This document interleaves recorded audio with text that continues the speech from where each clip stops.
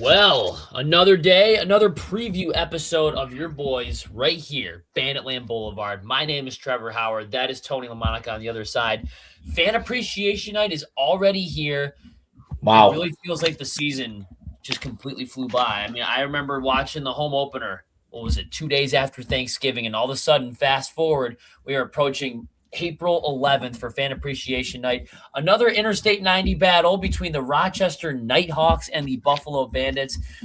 We were sitting on that sour loss for 3 months. We're simmering on that loss. And what the Bandits need to look for going into this week is some long overdue revenge. And look at the complete difference in the standings of where these two teams are now. Rochester, red hot on January 10th when they squared up against the Bandits, got a very convincing 12-9 victory over the Bandits. Fast forward 3 months later, the Bandits, 10-6, fighting for a top 4 spot in the overall NLL unified standings. Where's Rochester? They're on the outside looking in with a 6% chance at making the postseason. They are on the ropes. What the Bandits can do this weekend, Tony, is not only get their revenge on Rochester, but knock them out of the playoff hunt completely. Tony, how are you feeling going into this game? Very, very confident, actually, especially with not only a 6-game winning streak, but the team is finding their chemistry when needed, especially after that Vancouver loss. But then they got the redemption last week by beating them up 15-5. Rochester obviously losing to Halifax 15-10. And now they're on the ropes while the Bandits are punching their way to getting that last knockout for Rochester. So what we're going to likely do, and I've got a strong, confident feeling, is that this Saturday night is going to be the knockout blow that Rochester's going to go home, cry their waffles, and say their sorrows back to Rochester and say, we shoulda, coulda, woulda. That was our playoff game. Exactly. That first meeting was your playoff game because now you're actually facing a much tougher team that said, well, here, we're like Doberman pitchers. We're ready for the chase. Like, go ahead. We'll give you a head start. Okay, right. Now it's our turn to catch up. So Good for them. I cannot wait for Saturday. I got a feeling it's going to be just like against Vancouver. It's going to be a epic night. There's going to be some fighting. I got a feeling there's going to be some fisticuffs coming. But believe me when I say this, folks, you would want to fill the seats. We want a sellout crowd for this last night, for this fan appreciation night. Because I guarantee you're going to go home with a smile at the Bandits beat on the Rochester Knighthawks. Yeah, you will go home with a smile because not only will the Bandits be 5 games over 500 at 11-6, but they would most likely be in a top 4 spot. And, I would take a top 4 spot going into the last game of the season, going against the Oshawa Firewolves on the road. That sounds like something that I would love to have. And I mean, we talk about it all the time on this show, especially how the first half of the season went for the Bandits. I think that would be the most important thing is go into Oshawa with a top 4 spot, control your own destiny, because that is exactly what the Bandits are doing. But Rochester, honestly, Tony, has a lot to play for in this game, while the Bandits, they kind of do, kind of don't. They already have that playoff spot locked up. I like the matchup if the season were to end today, going into Georgia in the first round. I like that matchup a lot. But what I would like even better is a top 4 spot. So you can also make the argument that the Bandits still have a lot to play for, too. They are 1 game back of first place. They are, if you look at first place, you got a 3-way tie for first, and you're a game back, which is unbelievable to think. So think of it that way. It's the teams that you have to leapfrog in front of you that's going to be the most difficult part, but you're not that far off from a top 4 spot. And if you can just crack that top 4 spot, I don't need a number 1. I don't need a number 2 spot.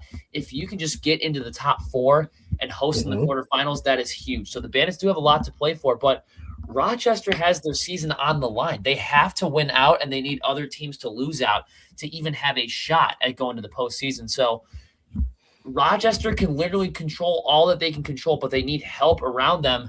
I think it's just too little too late at this point. I mean, this is what Rochester gets for getting smacked around at home by the Calgary Roughnecks and giving up 15 to Halifax and losing to all these other bad teams. And I know as a Bandit guy here saying, criticizing other teams for losing to lesser talent, I don't have a single leg to stand on there because the team that we cover lost to the Philadelphia Wings, Ottawa Black Bears, Halifax Thunderbirds in overtime. Like, we lost to those teams too, but the way that this team has turned it around, they're on a 6-game heater.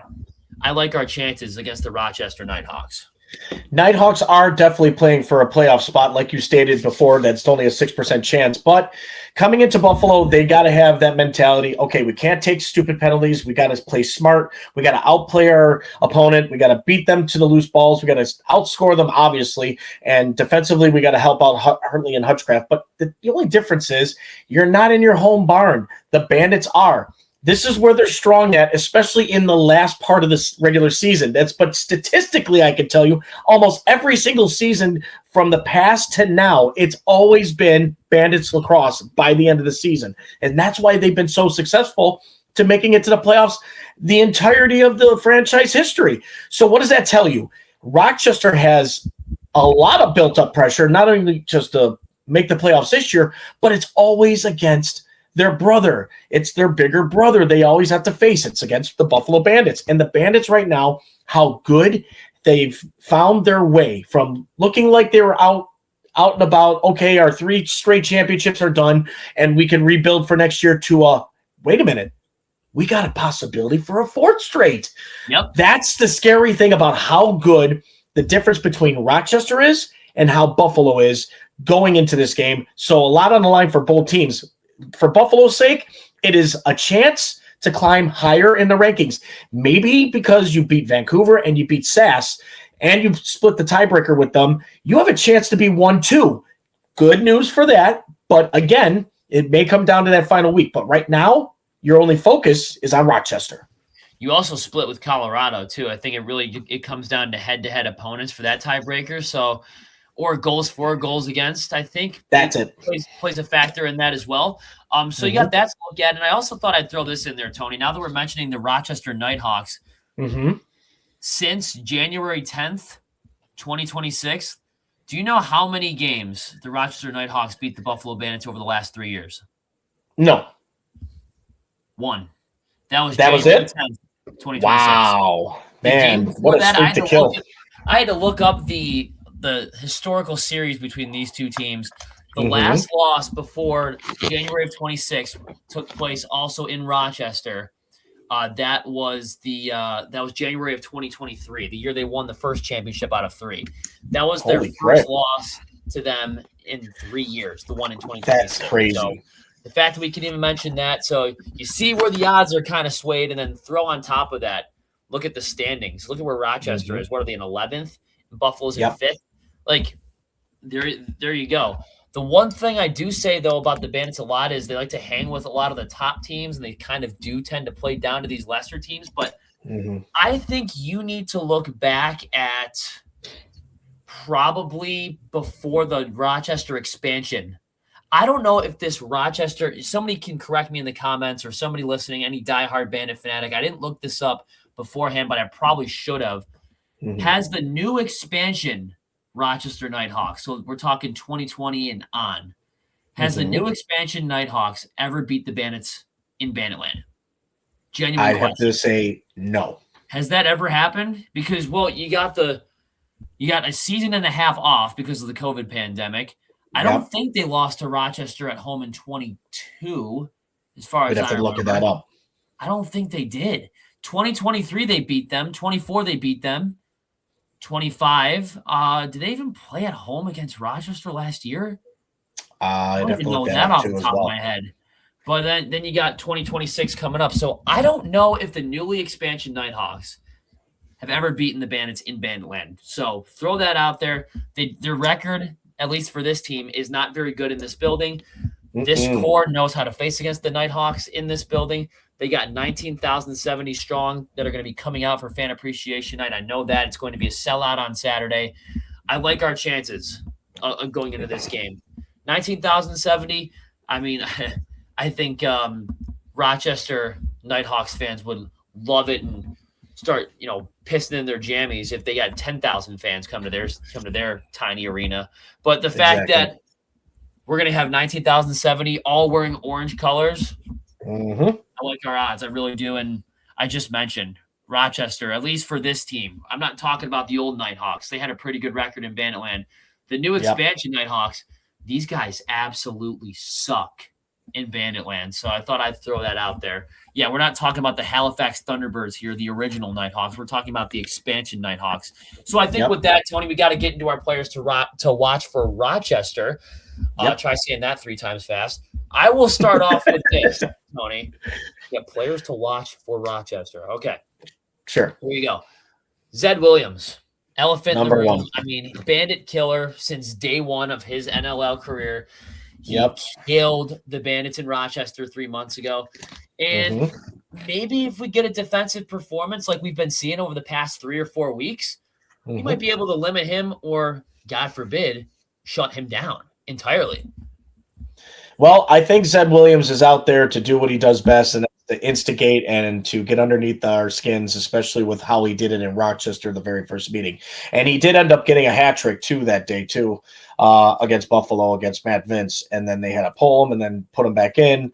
I believe at the time that's when we still had Orleman still as our backup at the time, before letting him go. We also had Mike Triolo on the offense dropping every pass, too, in that game. That is correct. So that's how this is a completely different outcome, completely different game. But Zed Williams is so good and very, very tough to stop. And that's going to be one of the who's going to match up with him. It's either going to be Weiss, Priolo, Dawson, one of the tougher, bigger guys, probably maybe Spanger, too, as well. But, I mean, I don't know. I would have to say if you have to double team him maybe to shut him up. But other than that, Zed Williams, if he has one of his go-to games, he's going to have at least a good 6-7 points against Buffalo. But if you do focus like you did the last game, I don't mind seeing him just being held to 2. Yeah. Really. I really don't mind that.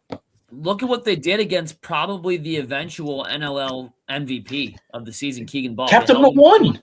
Kept him to only 1. Hold that guy down to 1? You could definitely hold Zed to 1. And him and Zed are pretty similar. They have a pretty similar style of play. I mean, Zed's a little bit more physical and he's a little bit more in your face and cocky. Sure. But they're very similar with their shooting styles and the way that they find the back of the net.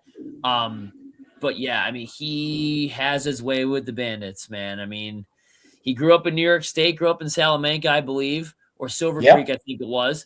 And yeah, he sees a lot of the Bandits. He saw a lot of the Bandits growing up, so he knows a lot about this team, and he just seems to find his way against them. But I mean, there were a couple Bandit killers in Vancouver. Adam Charlambides, who had 2, and then Jesse King. We never mentioned him once on the score sheet, and he's because he didn't have any points. All-time Bandit killer, shut down to donuts on the board, 0 and 0. So Zed Williams got to be the number 1 guy for me. Tony, who are you looking at for Rochester? Because with their season on the line, you got to think that everybody's going to be gung-ho and sending the firing squad at the Bandits here. Well, for me, even though I'd like to mention Connor Fields, but I'm not going to, I want to mention a guy that knows he can still score goals in the back of the net, and he's also another Smith that we don't want to reckon with, and that is Ryan Smith, who were 43 on the jersey for Rochester, but a guy that when you want to put a game on the line, even if it's a small scoring game and he needs that one little goal to beat you, that's the man I want to have shooting the ball. Because Ryan Smith, somehow, some way, short side, top shelf, over the shoulder, he knows how to score those types of goals. And that is the scariest thing about facing another Smith on this team, is because he and Dane were teammates on the Chaos, I believe, if that's correct. So they both know their style. And the thing is that probably they learn from each other. And Ryan's one of those go-to guys that can get 8-9 points easy if he really tries his hardest. So my pick is Ryan Smith. I don't mind that at all. I mean, he's definitely one of the best players on the Knighthawks, and yes, he has been for a long time. He's a staple part of that team. Also, want to get into somebody who's been flashy ever since probably the 2024 season, I believe, and does score a pretty goal every now and then. How about number 12, Thomas McConvey for the Rochester? He's pretty good too. That sidearm shot, he can shoot both righty and lefty, and he is pretty fast on his feet too. So what surprises me about this Knighthawks team is you look at their roster on paper and you wonder to yourself, how does it get to this point with this team? McConvey, Smith, and Zed should be a foundation for any team in the NLL, and we're just not seeing continued success with this franchise to the point to where last time we played against the Knighthawks, they had their original coaching staff. They Right. fired almost the entire bench, and now they're rolling with Randy Mearns as their interim head coach. Former Bandit, by the way. Former Bandits color commentator with John Gertler. Randy Mearns, the coach of St. Bonaventure lacrosse. Yes. I'm pretty sure it is. Yeah, he's also now coaching the Rochester Knighthawks. So we get to see a familiar friend coming back to Banditland, and for the first time behind the bench in Banditland, and I don't know how long for Randy Mearns. But anyway, Thomas McConvey switches hands. That spin dodge that he does is underrated in this league. He's kind of fallen off a little bit this season. You got some other flashy guys on that team, but I mean, he knows how to pick the corner. He knows how to get over Matt Vince's shoulder, and he finds the goal when he needs to. And he's going to have to if he wants to keep the season on the line. Especially with like hands like Nanakok's, is because he knows how to switch it up too. Like Tahoka knows how to switch it up as well. Keep the goalie guessing, finding the ways to score goals, wherever he has to find a spot. And McCovney is one of those guys that you've got to have a shadow on, is because if you give him a space, anything, he'll find the back of the net with a heartbeat. Kind of like Cleric. I like, because of the fact that you brought him up how fast he is. He's like Cleric because he runs down, he's got the speed, and he finds a way to score like that. And he was the other mention about scoring the 2 goals only for Vancouver as well. McCovney could be one of those guys. McCovney could be that guy as well for this Saturday night if he shows that speed and he can still score those goals. So we got to watch out for McCovney. Good call on that one. Absolutely. And I mean, honorable mention, because we got to get into some Bandits players to watch here, but Sure. Ryan Lanchberry. I mean, he's got a pretty good sidearm shot too. Lanchberry, they call him Launchberry sometimes in Rochester, I've seen. And his nickname speaks for itself. Really wicked shot, underrated shot in this league. And it's going to have to be something that the Bandits can be able to stop. But I do like our chances going into this one. You know, Rochester, they have their stars, but they are really, really beaten and battered around since they last played them.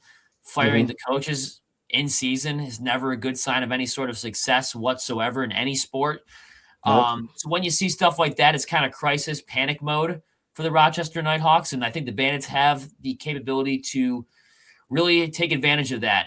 And whoever's going to be in between the pipes, it looks like they've been starting every other guy. I mean, just casually watching some of their highlights, it's either going to be Hutchcraft or it's going to be Hartley. And I will say, karma's a bitch with Rochester. You score whose house chant for Hartley? Come on. Yeah. You know what? I hope if Hartley starts, I hope he gives up 17 goals this weekend. Oof. Ouch. Rochester PA announcer, and shout out the Calgary Roughnecks announcer too. Get your own material. Stop taking Chris Swenson's shit. When I hear what's he got from in Calgary, stupid. End that right now. When I hear whose house, and you say it in the same intonation and same inflection as Chris Swenson used to when he used to talk about Marky Mark Stainhouse. Get your own material. If Hartley's house starts on Saturday, I hope the Bandits put a freaking 18 to 20 burger on them. And me too. show you whose house it is, because get your own material, bozos. I mean, that's such a little brother thing for them to do. Steal the big brother's thing and pass it off as your own. That, you know what? That is the epitome of the word little brother, and that is why Tony and I call Rochester Knighthawks the little brother all the time on the show. So we'll get to see who's in net. Hartley, Hutchcraft, doesn't matter. The Bandits have fantastic success against both of those goalies. So I'm really not worried, especially due to the fact that it's going to be in Banditland in front of 19,070. Let's have some fun here, though, Tony. Let's get into some players to watch for the Buffalo Bandits. Number one guy that I want to look at, I'm going to go defensively again, just like I did on last pregame. Sure. Did you know, Tony, that Zach Belcher's man, when the other team has the ball in front of the net or just circling around the offensive zone on the attack, Zach Belcher's guy that he's covered in the trenches hasn't scored in 6 consecutive games. Holy shnikes. You got a bunch of different flavors on the defensive side of things, but I want to look at Zach Belcher as a player to watch. I'm curious, is he going to be covering Zed Williams? Is he going to be covering Thomas McConvey on the outside? Is he going to be in charge of Lanchberry in the middle of the floor? We'll have to see what happens there, but Belcher he's looked like the Zach Metza of the Buffalo Sabres. Teams don't score when he's out there on the floor. And when you are when you have them one-on-one with somebody, teams aren't going to pass it to them because they know that, hey, this guy's probably not going to score. This guy is a literal wall in front of me. I want to say this too. The win streak for the Bandits, 6 games. Every time Belter, what I'm trying to say here is 6 games in a row, Bandits win. Okay. Zach Belter has a streak of his own too. That's also 6 games. His man not scoring in the offensive zone. And that is remarkable. So you got your different flavors on defense, like I said before. Mitch DeSnoo is the loose ball machine. You got Zach Belter, who is a wall in front of the net with Matt Vince. You have Paul Dawson, who's a shot blocker and a go-getter and just a ball hawk, a guy who's going to lay someone out behind the net just to get the ball. So you got a whole bunch of different traits on this defense. You got the greatest goalie of all time in between the pipes. When you stir that up into one big bowl, you got yourself a hell of a defense and goaltending. But the number one guy that you got to put the spotlight on, try to make it 7 straight games where Zach Belter's guy doesn't score on Matt Vince. That would be pretty legit to see a interesting stat like that just to continue to be successful. Belter, not only did he defend his goaltender last week and made sure that, hey, you mess with our goalie, you mess with me. And he's definitely stepped up ever since that clash with Gash. But I'd have to say just the mentality of him, even though he got tossed by Chase earlier this season, and it didn't look like he wanted to come back. I don't think any punches were thrown or anything. Just right. It was he literally just tossed him, and then that was it. But again, that to me is that was his wake up call and saying, I got to get tougher. I got to, really play the game smartly and defensively, and also not let my opponent score any goals out of my shift. So he's been doing that very successful wise. So good call on that one. Well, the one thing about Zach Belter is he's got a couple different traits that are intangible to the Bandits, and his intangibles are probably better than a lot of other players on defense in this league. Is I'm going to stand there. I'm going to play my role. And if necessary, if somebody wants to do something stupid behind the play, I'm going to stick up for my guys. He's sort of a bring your lunch pail to work kind of defenseman. He's that blue collar defenseman. He's like a Jason Woolley from the Sabres, he's like, listen, I'm not one to drop the gloves, and I can get in on the offensive side of things, and I can block some shots on defense and do a couple different things here and there. But when you mess with one of our guys, and I see it, I'll stick up for my guys. And that's exactly what he did last week and was firing up the crowd too. I think some of that momentum for Zach Belter is going to carry over into this week, especially against Rochester, who have a couple in-your-face, flashy finesse guys on offense that are going to be chirping him the entire night. Not just him. Everybody on the defense, players for Rochester, those pretty boys are going to be chirping Vince every time they score too. And the fact that we didn't even mention Connor Fields, because how he is such a good player, but I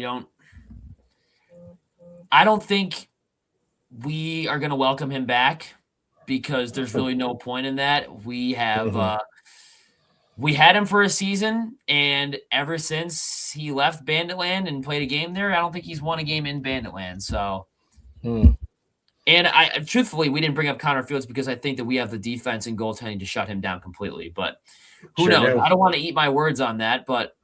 And also, he hasn't been looking like himself over the past couple weeks, and neither have any of the Knighthawks really. So, completely forgot about homegrown Connor Fields. But I feel like we mention him every time they play the Knighthawks. So there you go. We just mentioned him without actually mentioning him. Any big players to watch for you for the Buffalo Bandits? I do. One in particular in mind that he should just continue what he's been successful in doing, and his motivation and his mood coming back to Buffalo, and that is, of course, our own Buffalo Joe Rezaterets. The man who's got 4 points, got his hat trick last week against Vancouver. Keep that trend going, man. I got a feeling the more you get the opportunities to get your chances to shoot and score more, you're going to get up to the point level where you'll see with Josh Byrne and Dane Smith. You'll get that 8, 9, 10-point game. And I got a feeling this would be the one game, especially, correct me if I'm wrong, was a Nighthawk back then. He was. He was on the original Knighthawks. He was on the original. So this would be another slap in their face to go, look, I've created you. now I'm going to destroy you. And I got a feeling Buffalo Joe is going to do that this Saturday. And I got a feeling he'll get between 6 and 10 points this game. I got a good hunch that Joe is going to do it right here on Saturday. Joe is really starting to heat up. Solid pick by you there. You saw what he did against the very best team in the league. Well, I'll put quotes on that. Best team in the league, standings-wise, in the Vancouver Warriors. They certainly didn't look like the best team on Saturday. Nope. You saw what he did against a pretty damn good goalie, Christian Del Bianco. He's probably, depending on who you talk to, if you talk to any NLL insiders, NLL fans, they're probably going to put him in top 3 conversation. And there are a lot of questions about Joey Resetarits at the deadline. Is he the same player? Oh, look, the trade deadline's already here and he has less than 20 goals. Are the Bandits overpaying for Joe Resetarits? That game on Saturday, his clutch goal in Saskatchewan, told those fans that were questioning anything that, hey, this is still Joey Rez and he's still got that clutch gene. He's still got that clutch factor in him. And when he needs to and his name's called upon, he's going to get that clutch point and he's going to get multi-points when he needs to. And absolutely. What people need to understand about Joe Resetarits is, because I've seen a lot of discourse about, Lucas Nielsen's turning up for the Philadelphia Wings. We should have started him every night. Number one, I believe that to be true too. I thought when Lucas Nielsen was here, I thought he should have started every freaking night, because how are you going to decide what he was going to be or what he wasn't going to be if he wasn't going to play? What would his future look like? How would he grow as a player? So, number one, I do agree with that. Number two, Joe Resetarits doesn't need the 5-goal games because he's complemented by players around him that could also put up a lot of points. We're kind of sharing the wealth here. You got Dane Smith, you got Josh Byrne, you got Ian McKay, Clay Scanlon, Kyle Buchanan, you got Tehoka Nanako.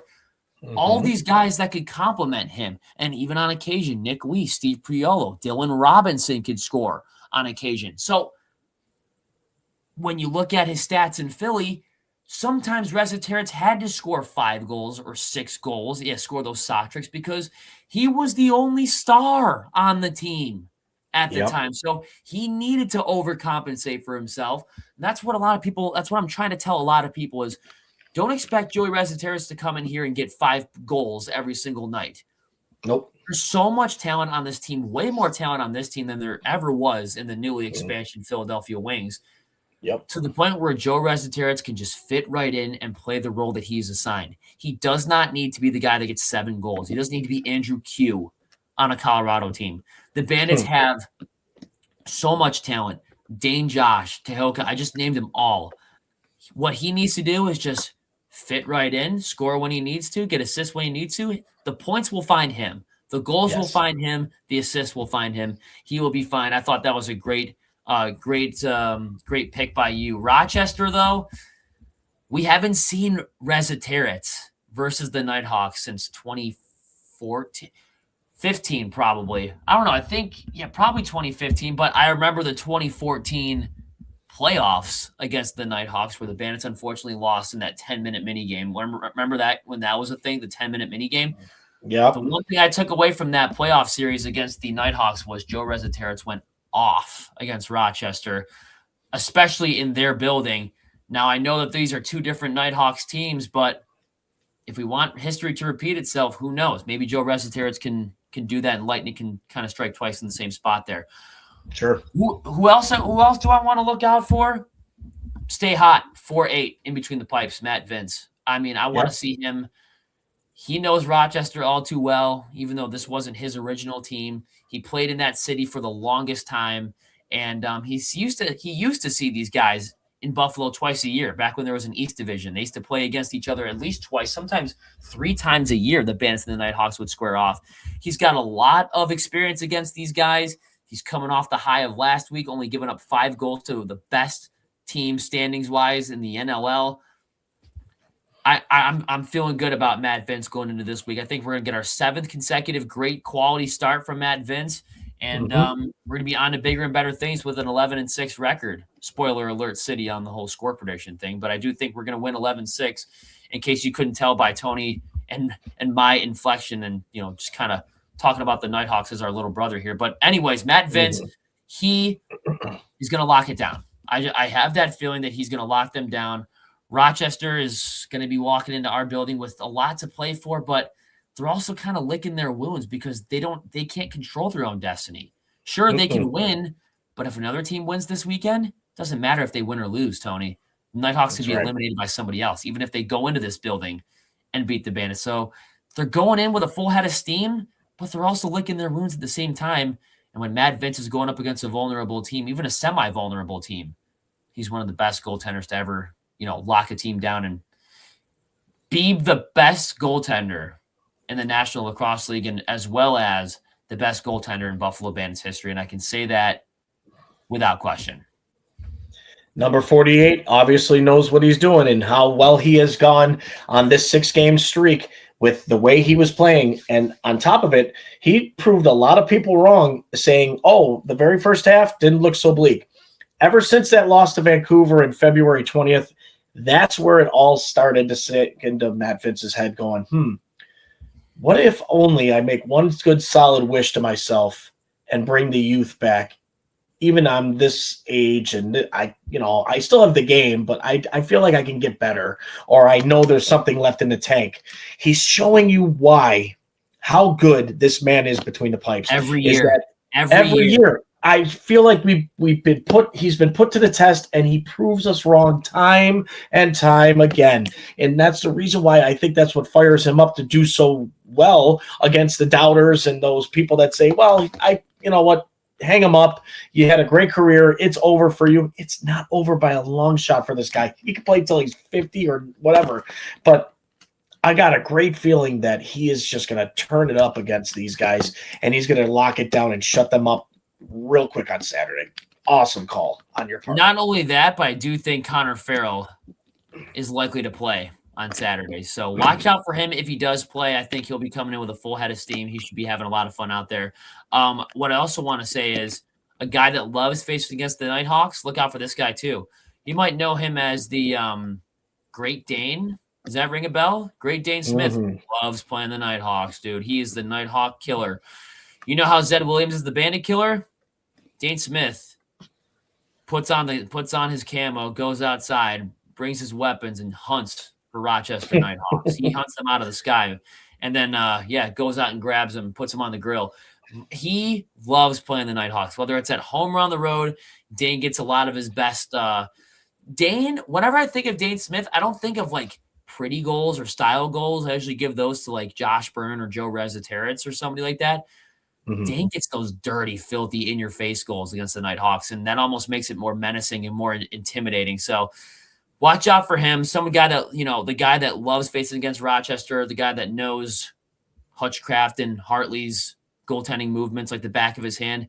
Dane knows how to find the back of the net against the K-Hawks for sure. Dane Smith has been the go-to playmaker, when I need to score guy this year. And boy, oh boy, he doesn't disappoint at all, anytime, any place, anywhere. He knows what he has to do. He becomes that I'm the guy that you could trust, and what he does best, and he produces. And that's what we need from him, especially Saturday, is a guy that can produce points. He leads this offense to what he has to do. He makes sure that Byrne and everybody on that list on the offensive core do their part. And believe me when I say this, is that this offense is going to be scary good going into the playoffs. And it starts looking like that by a curve stomping against Rochester this Saturday. Dane Smith, I got feeling 8 to 10 points for you, my man. I could totally see that too. Anywhere in that range. Who knows? Maybe he can score a little bit more than 10 points. We can really put Rochester's playoff hopes on the back burner. That would be awesome to see too. I think what we need to get into now is keys to a Buffalo Bandits victory. And for me, it's real simple. So you already have playoffs locked up. My number one key is something that Tehoka Nanako says. Just don't suck. But I'm going to be more in-depth on that. Just don't suck, meaning be consistent every single quarter. Rochester is going to be walking in, licking their wounds a little bit. But I could also see them coming out firing in the first half, trying to take advantage of any Bandit mistakes that they might have in the first half and have the Bandits kind of play a little bit of catch up there in the first and the second quarter. What I think the Bandits need to do is be consistent. Try to shoot for 3 goals a quarter. That puts you at 12. I think that probably wins you the game against the Rochester Knighthawks if Matt Vince keeps up this insane pace. So shoot for 2 or 3. I'm going to say 2 to 5 or 2 to 4, 2 to 4 goals a quarter. Be as consistent as you possibly can on offense. That'll probably put you around 12 to 15 goals ish. And I think that should be enough. But we do have the offensive firepower. We got multiple players on this team that can score. And the power play is the best in the NLL. So special teams we know is great. The penalty kill is pretty damn good too. Just be consistent from the first quarter. If you score 3, the fan base and the players, you should also expect to score at least 3 in the second quarter. And then at least 3. Don't take your foot off the gas. Be consistent 100% of the way. Not 98%, not 99.1, 100% of the way. Not only will you win this game, but you will knock out the foes down the I-90 in the Rochester Knighthawks and put the finishing touches on what seems to be another yet collapsing season for the Rochester Knighthawks. Agreed. And I could say this is that what you meant of consistency, play a full 60 minutes. That's all we ask for. When you do what you do best, especially how you took Vancouver to a clinic, especially how you had 2 goals here, 5 goals here, then another 2, and then you shut them up by 5-0 in the fourth quarter. Oh my God. That alone should tell you this is exactly how you should play against Rochester. Put a curve stop, make sure you write down on your bottom of your shoe Rochester and kick them back to their little baby city back home off the 90. And you know what, guys, let's just put this under wraps. Stay out of the box. Yeah. Okay, let's try and understand that you want to protect, and don't take the dumb penalties. Just stay out of the box as much as possible, because the reason why is you want to get them in the box. You want to make sure they're the ones getting the penalties. So, Tahoka Nanticoke, I know you're good at drawing in penalties. Do so. For those that think that, we'll set picks and whatever, let them, because they'll get called for that. But other than that, try to draw them into the box. That's basically what I'm stating. So your power play can get out there and do what they've done great all season long. And for whatever it's our time to do the penalty killing, well, we could, shut out their offense too. So honestly, special teams, just keep doing what you're doing, but try to stay out of the box. And also, I love seeing the penalty kill going 5 for 5 last week. But when you look at that 5 for 5, that means that you took 10 minutes in penalties last week against the Warriors. That's almost the length of an entire quarter. That's Don't scary. do that. Yeah, you got to stay out of the penalty box there. My final one, pretty easy. If you watch both of the Rochester goaltenders shoot low every single time, take the bounce shot. They have no answer for that. So the game plan going in, and I know Johnny T is going to be working on this with the boys, but doesn't matter if you're shooting it from the restraining line, if you're shooting it from the side of the net. If you put the ball on the ground and you bounce it, Hartley doesn't save those. It's like Matt Vince over the shoulder with him. Hutchcraft doesn't save those. They're very much like Nick Rose type of goals, where if you bounce it or shoot it anywhere towards his ankles, they get flustered. They make stupid decisions. They get flustered. Sometimes they make a save with it and it kind of rolls in the back of the net. Go back and watch the quarterfinal game from 3 years ago, I want to say. Yes, the 20-8 still lacking. Every single shot they took was low. And what they do, they put a 20 burger on them. They knew the game plan going in. So I don't even know if I need to mention this as a key to a victory. But shoot it low, they're going to find the back of the net. But if they keep, if you can chase the goalie like you did. I also want to mention this about, speaking of chasing the goalie. Look at what they did against Colorado. Dylan Ward played 29 minutes, chased him out of the game. Christian Del Bianco didn't play a full 60. They chased him out of the game. You look at these vulnerable goalies that Rochester's going to be throwing out there, Hutchcraft and Hartley. Yep. If you can run those 2 goalies out of a game, the Mammoth and the Warriors, by the way, 2 top 3 teams in the National Lacrosse League. You took both of those star goaltenders, and I mean star goalies, out of the game early. What do you think they're going to do with Rochester's goalies? It should be open season on those guys. Send the firing squad at those guys. I want to see 55 to 65 shots. If you do that, the balls are going to go in. You're going to score plenty of goals, and it could be the ass kicking that we saw flashback to last Saturday on Marvel Night when they beat them by 10 goals. But throw the firing squad at these guys, chase the goalie, be ruthless 100% of the way. The fans are going to be ruthless, so don't worry about that. If you're a player on the Bandits watching this, you got 19,070 taunting the goaltender for you. So you do your job on the field. We'll do our job in the stands. Don't you worry about a thing, but just shoot the ball from everywhere. these guys are going to get flustered. It's going to get in their heads, and it's going to be a mental game with them, and they're going to give up a shit ton of goals. But I think with that said, time for the best part of our preview episodes. We have to get into our Banditland Boulevard score predictions. World famous, by the way. We got one right finally this year. Yeah, you did. Yeah, you did. You were spot on. Throwback to the Vegas game in January, where we actually have some credibility with our score predictions. We have one right, exactly right. I think in like 3 years of doing this show. So on the YouTube platform, we've 3 years, I think. Yeah. I do want to say it's going to be a Bandits win. In case you couldn't tell by the way that we were kind of talking on the preview. The Bandits are going to win. They're going to end the Knighthawks playoff chances. They're going to send them back to Rochester down the 90, eating their garbage plates and going to Seabreeze or going to Bill Gray's or whatever you have to do in Rochester. They're going to send them back there. I say the Bandits win this game, Tony, 17-9. Wow, 8-goal differential. And they just crush them like that. Wow, 17. Yep. Good grief. Well, I was off by 1 for our score, but -5 for the other. Because I predicted 16-10 over Vancouver, and it was ending up being 15-5. So, again, a total slacking. I think they get the redemption that they deserve, even though losing 12-9 last time in Rochester. I'm also going to say the Bandits go in there victorious, and it's going to be also, I was going to say 17 as well. No lie, no BS, but I'm going to give Rochester a little credibility, 17-11. I'll take it. Hey, 17 goals for the Bandits in both of our predictions. I want to say this. Why do I feel this way? Well, number one, look at the implications that you have. The Bandits don't like playing the Knighthawks. The Knighthawks don't like playing the Bandits. They cannot stand each other. The Bandits want to end the Knighthawks' postseason chances. Just as we want to get first. I'm taking them down that mountain. The Bandits are also chasing for a top 4 spot in the unified standings. And on top of that, they want to win on Fan Appreciation Night in front of 19,070. You combine all those factors together, that's enough motivation for the Bandits to go out there and lay an ass-kicking of epic proportions against the Rochester Knighthawks. So I got 17-9, you got 17-11, and then throw on top of the fact that Matt Vince is just playing out of his head right now. I think he's going to hold them to under 10 this game as well. And he's going to carry this into the postseason too. So whatever he wants to do against Oshawa is great. Just as long as you hold him under 10 and against the Knighthawks, I think we'll be in pretty decent shape. But I got the Bandits winning. The fact that we can even be talking about a potential 11-win season after the way the season started is absolutely absurd. But I am all here for it. And I think the Knighthawks bring it this weekend because.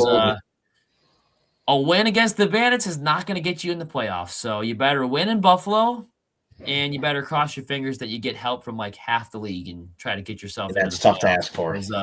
We'll be in. We got the X next to our name. We're already clinched, so don't have to worry about that. But I think with that said, Tony, time to get into our shout-outs to our lovely sponsors. Banditland Boulevard is brought to you in part by Mitchell's Tavern, located at 734 Sheridan Drive up in Tonawanda, New York.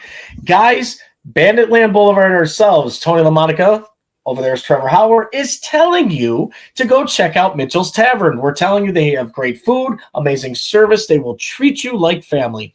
And if you guys want to book your next big trip or vacation, go to Herney's Journeys. Contact Suzanne Pike at SuzannePike@Herney'sJourneys.com. Let her book your next big adventure. And finally, we'd like to thank Nino's Pizzeria, located at 2 locations in Western New York at 1737 Orchard Park Road in West Seneca and also at 315 Buffalo Street in Hamburg, New York. Guys, you want to order your pizza, wings, subs, fries, you name it, as you like it, only in America.